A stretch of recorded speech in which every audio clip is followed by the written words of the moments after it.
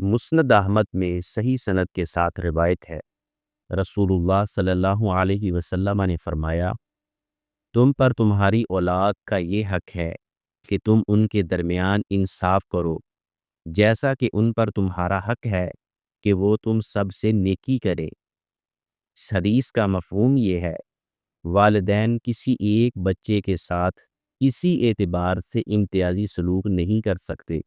بعض لوگوں کو دیکھا ہے کہ ان کے بعض بچے ہمیشہ ان کے غیظ و غضب اور طعن و تشنیع کا نشانہ بنتے ہیں، اور بعض بچے لاڈ پیار کے مستحق ٹھہرتے ہیں۔ اسی طرح جب بچوں پر خرچ کرنے کی باری آتی ہے تو پھر اسی امتیاز کو مد نظر رکھا جاتا ہے۔ ایسا کرنا ضلالت اور گمراہی ہے، اسلام کی تعلیم سے بھٹک جانے کی علامت ہے، اور بچوں کو اپنے خلاف بغاوت پر تیار کرنے کی علامت ہے۔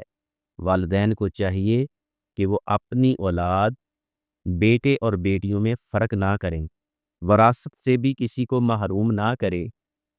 کسی کو کم اور کسی کو زیادہ دینا اگر قرآن و سنت کی تعلیم کے خلاف ہو تو اس غیر شرعی عمل سے والدین خود اپنے اور اولاد کے درمیان تنازع ہونے پر برابر کے گناہ میں شریک ہوں گے۔